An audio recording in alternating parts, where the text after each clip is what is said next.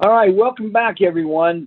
I hope that this first section, it was a lot of information on oxygen desaturation syndrome or desaturation or airway patency issues and our responsibility and what it can lead to. Some of you, or maybe most of you, are fully aware of that. This part two is going to be now on the light technology, the VELscope, to objectively reveal pathology. As I had mentioned, the VELscope came about probably 13 years ago. It's an LED light. That's all it is. Our light spectrum, what we can see, I told you I'm a light guy, a laser man, have been labeled, that the visible light spectrum is between 400 and 700 nanometers in that long electromagnetic spectrum of things. This isn't a physics lecture, and nor do I feel I'm Einstein in that respect. But with this technology, it will allow you to visualize inflammation, infection, and oral cancer. Identifying abnormalities such as inflammation and infection leads to early prevention, and will, as you understand things, and you will see how it will broaden into the areas of even our dentistry. I wanted to mention again that the world is not flat. Pathogens and inflammatory processes don't start in the periodontal pocket. Again, my colleagues and some of you will probably like, what is he talking about? And even in the teeth with teeth decay. These are anaerobic microbes. Anaerobic meaning they need a low oxygen environment. Research has now shown that the dorsum of the tongue is where these anaerobic microbes, bacteria, virus, fungus, parasites, they will colonize on the dorsum of the tongue. When you start using this light, the VELscope, which is here, you'll start seeing certain representations that you kind of saw, but in the sclotoma way, you didn't realize, or nor did you realize what it was. When you use the VELscope, for those who use it quite often, we understand that black areas within the oral cavity may be oral cancer. But we probably, if you used it long enough, you've sent patients to have that area checked by an oral surgeon, and the oral surgeon says, well, that's not cancer. Well, there are no false negatives, I will tell you that, or false positives, excuse me. That means if there's black that you see, unless it's on a vascular area, a known vascular area, so you have to know your anatomy, black means inflammation, dysplasia, and or oral cancer. Inflammation is one of the main disease-causing processes in health. Even when you hear itis, that's inflammation. That's their body's immune system that's attacking something it perceives is going to harm it. The other process we're going to look at, when you use the VELscope, you may have seen representations of orange. That orange is pathogens that are stealing nutrients, and we'll go into that science shortly. Go on a little bit about what VELscope is. It's approved for screening for oral cancer. It uses a process in physics and science called autofluorescence. That means certain tissues and cells within tissues will absorb light, and they will either, if they absorb it, you may not see anything come back, or they will be excited and emit a color. In our realm, if you see black, if you see orange or red-orange, those are important pathologic processes that we need to be aware of. We want to see green. If you see green, we're all good to go.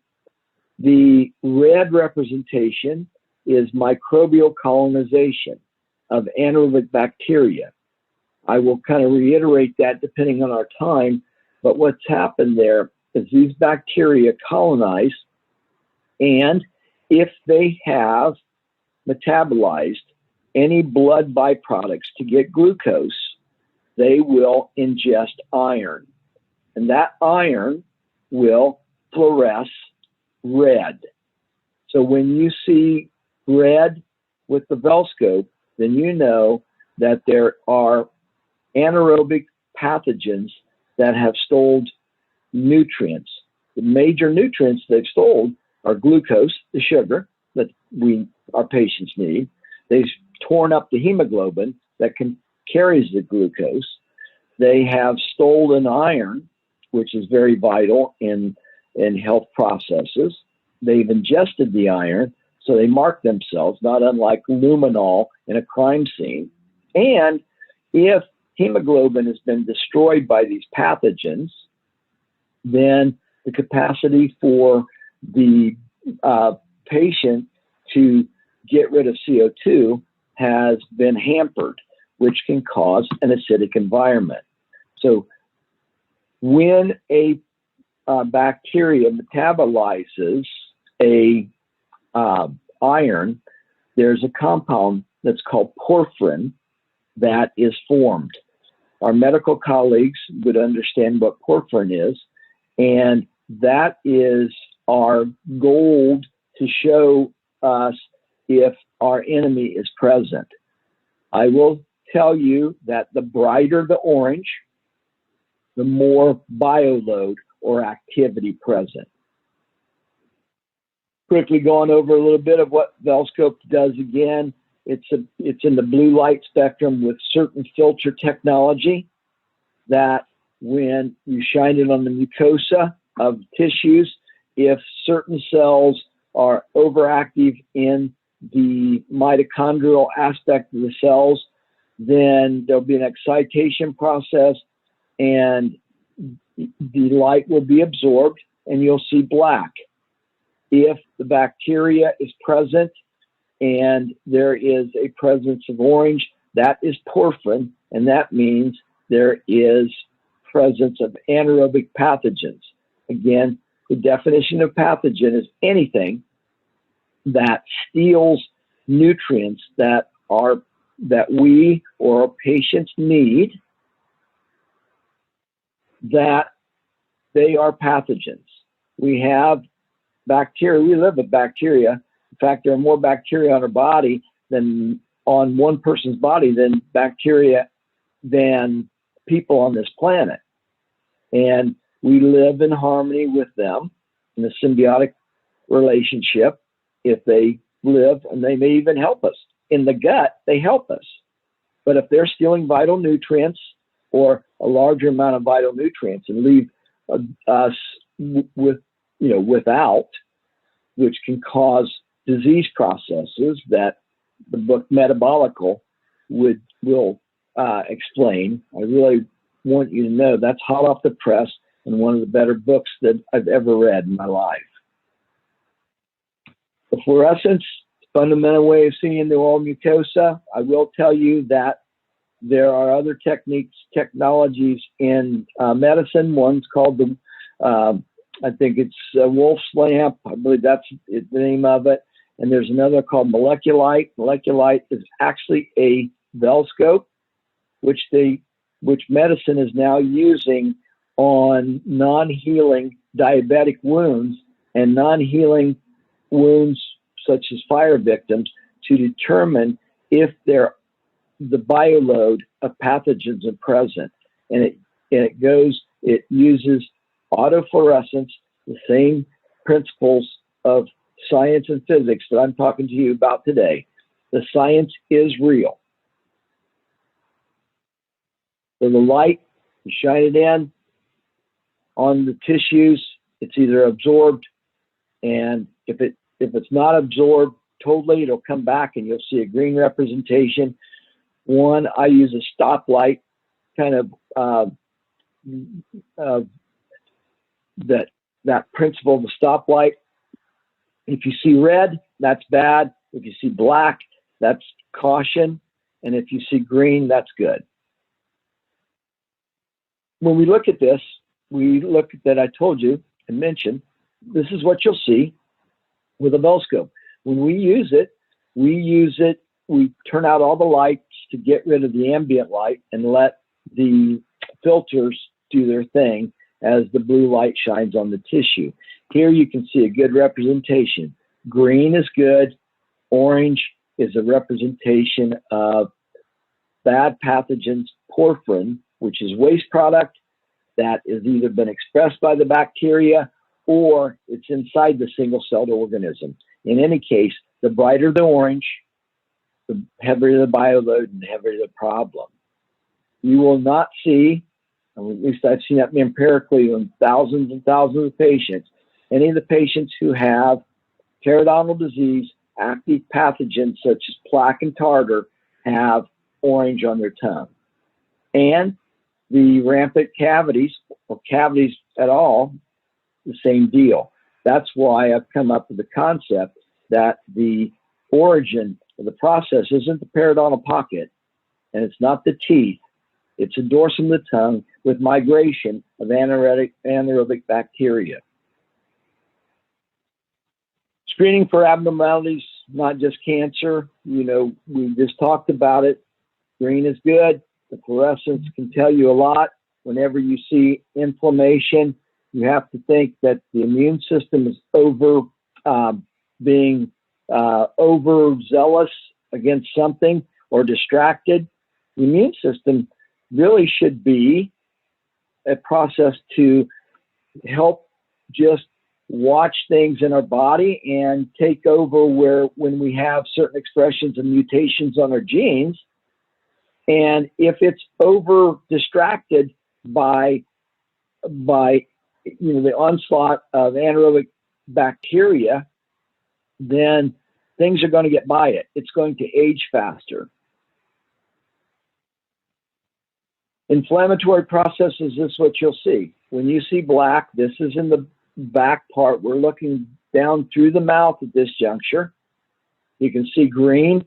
That means it's all good in this area, but in the back, in the tonsillar area, the back of the throat, these in the tissues, tissues such as tonsillar tissue and that kind of thing, you're going to see certain areas, especially if it's been burdened by pathogens or anything it doesn't recognize or have cells to fight it, it will carry it or get it to this area and start high activity. Then you'll see these dark areas. Any one of our patients that have an airway patency or an intermittent oxygen desaturation process, you're going to see either inflammation, black, or you're going to see green.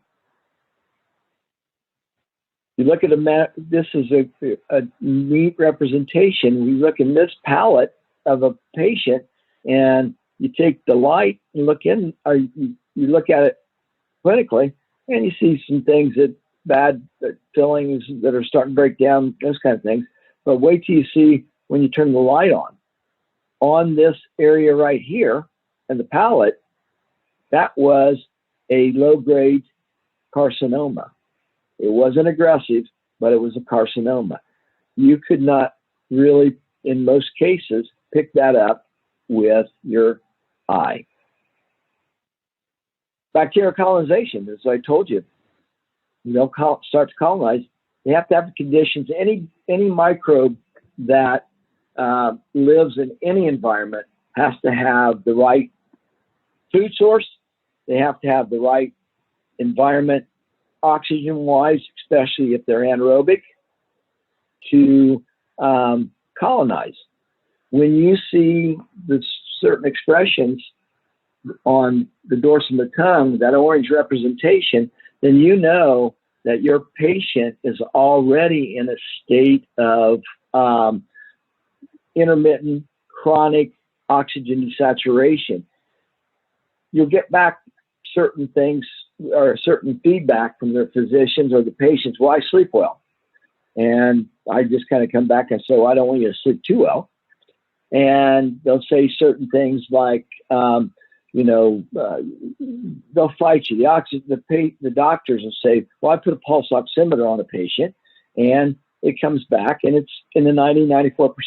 I said, well, that's well and good. As I told you, I learned a lot and have learned a lot. First of all, you need to do a little research on what a pulse oximeter is. What you see on that patient's finger happened 45 seconds to a minute before. And the bottom line is it's plus or minus 5%. It's horseshoes and hand grenades. And we're using it as our standard of care to determine if there's a oxygen desaturation process.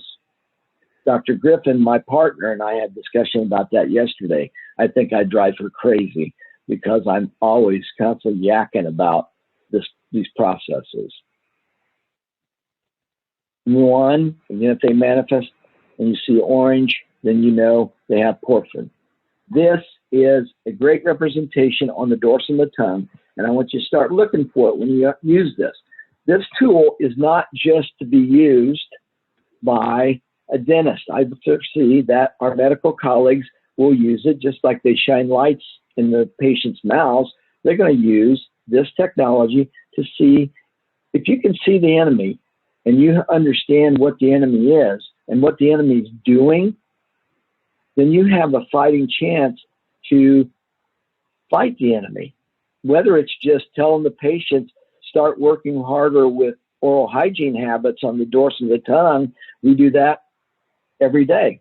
I've started working, that's how my relationship with Stella Life through Tracy Jacobs here, and she was gracious enough to ask me to speak. I'm using Stella Life with my patients now on to rinse. I feel it. The research is showing that it is better than chlorhexidine. And I'm seeing some really neat results. Even though we're early in the use, I'm seeing patients come back because I use my VELscope on every patient almost every time they come in, because this is a point of care device that would be very beneficial to helping you understand whether your treatment or the treatment that you may want to render in the future is going to be effective. We talked about this. This orange is bacteria called porphyrin. It's the VELscope. You shine it in the oral cavity.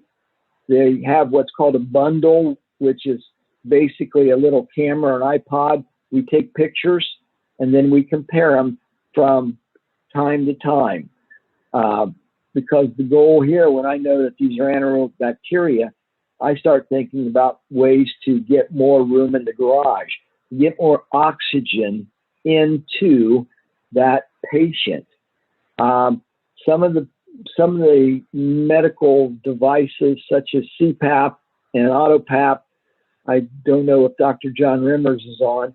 We're starting to hopefully have a collaboration or at least a talk.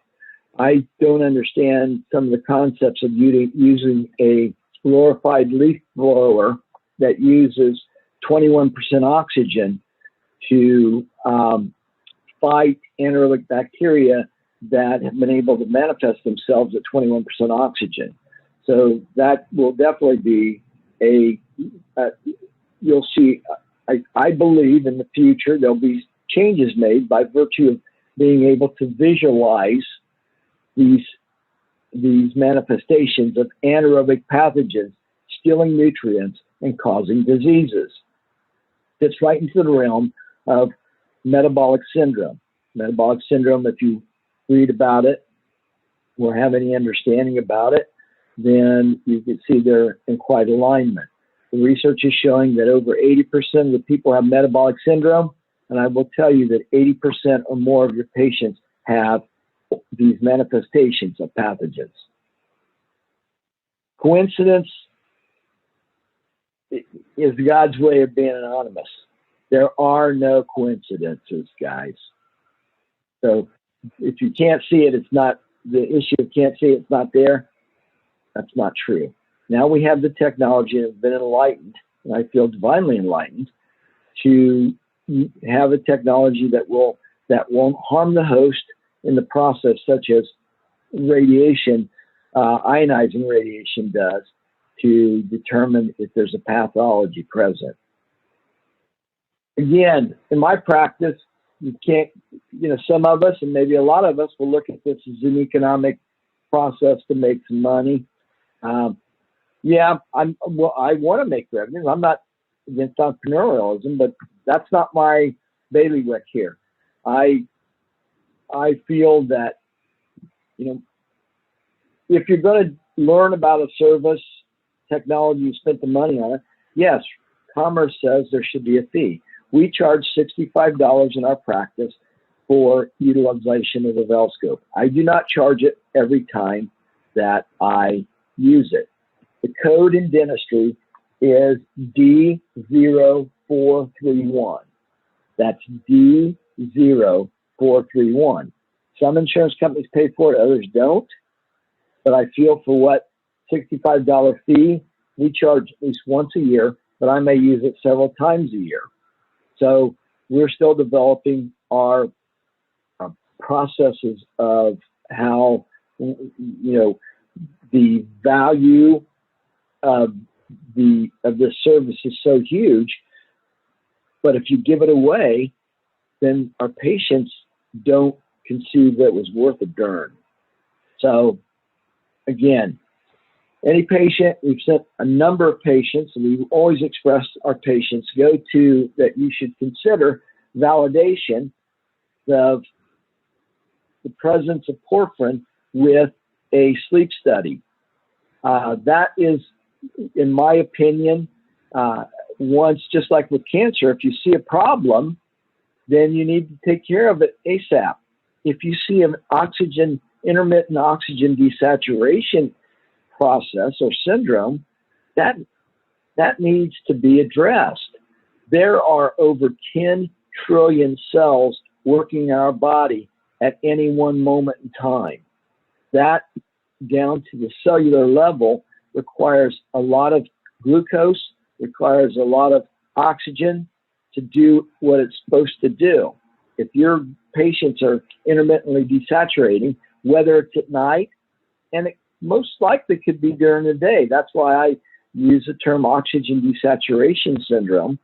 But to play the game, sleep apnea has to be looked at, because then if they have a problem, then our medical insurances or the care part of healthcare may take care of that. I told you about Moleculite.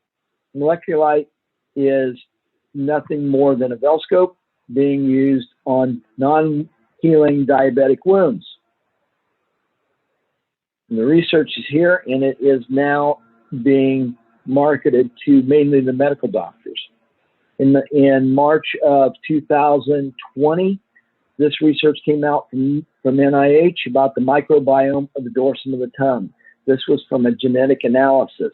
If you probably can't see, but all of our players in periodontal disease, all of our players in tooth decay are able to colonize and do colonize on the dorsum of the tongue. In my opinion, probably one of the first you've ever heard, that is the genesis, and then colonization, kind of like an anthill.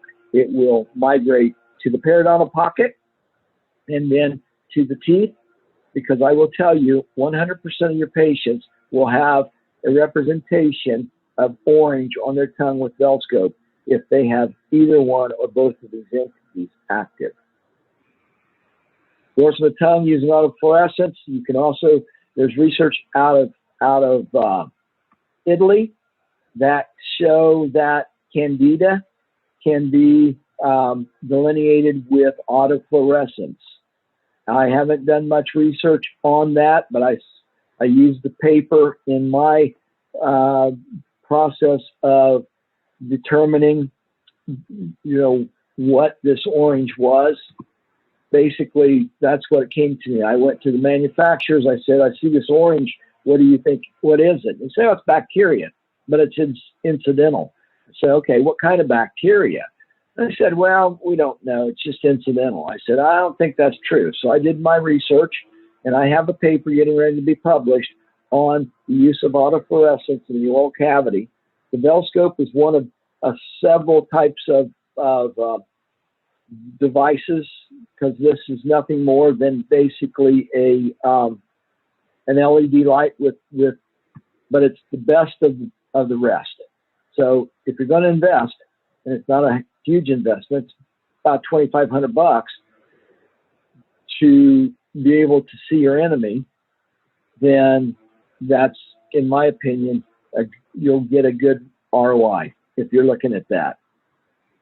Bacteria such as Porphyromonas has also been shown to have a direct impact on sleep apnea and have a direct impact on high blood pressure. So when you see this orange representation, I want you all to start thinking about oxygen desaturation syndrome or a sleep-related breathing disorder, such as sleep apnea, and there are other comorbidities. As you become more oriented about this, when you start doing an examination of the neck and learn how to do an examination of the thyroid, you're going to find that there will be hypertrophy on well over 90 to 95% of your patients. And that's empirical data of over 3,000 patients. My cases, we'll go through. Here's one. We had a 55-year-old with an Epworth. We told you that was that's the standard of self-report. And if you understand anything about sleep studies, the AHI or apnea-hypopnea index was 11. You can see the porphyrin, and she had a sleep study, so there is a 90% correlation when you see orange. Now, I'll say 80%, because the sensitivity of a sleep study, because they aren't easy to do, is questionable to me, because they're kind of tough to do. And I've done 3 of them. And some people have done many, but that's the gold standard. But anytime you see porphyrin, then you know the conditions are right, which are intermittent oxygen desaturation. And then you can also map where these microbes are. Here's a 62-year-old male, had a 17-inch neck, thick neck, and the Epworth scale was 9. The mild porphyrin, as you can see. He had a sleep study. The sleep study showed that they had mild sleep apnea. You can just up the ante. If it's mild, it probably is moderate. There's a hard play. At least there's a positive. And you can see the porphyrin. We, in our practice, use porphyrin. If our treatment is being effective, that porphyrin will go away or diminish. Basically, here's a 45-year-old male, 17-inch neck, Epworth scale of 10. Saw the heavy porphyrin. We facilitated a sleep study, and it came back, and basically they had mild sleep apnea. Again, mild, moderate, they have it. 62-year-old male, 18-inch neck, Epworth scale of 5, heavy porphyrin in the back. Again, the orientation is you're looking through the oral cavity in the front. Lights are out to block out any ambient light. And then you look in, and hopefully you have the bundle, because that's very important. Take pictures. This is a female, 16-inch neck, got a thick neck, moderate porphyrin, as you can see in the back. AHI from a sleep study was 13, mild sleep apnea. Female, 57, 16-inch neck, Epworth scale 22. Came back that she had mild. An Epworth scale 22 is pretty significant. I've had patients that I've seen that use CPAP, and the porphyrin response was not as expressive as what I thought from my clinical examination. So that told me early on, and still does, that when the porphyrin's there, is not there or lighter than it was maybe when you first saw it, That's a great point of care device for treatment outcome monitoring. No porphyrin means that you're winning the game or winning the battle and winning the war. I asked the patients, they couldn't live without their CPAP. Most of your patients will tell them, no way with the CPAP. Here's a 63-year-old male, Epworth scale 9. You can see the porphyrin, that visible, heavy representation, had AHI of 48, severe sleep apnea.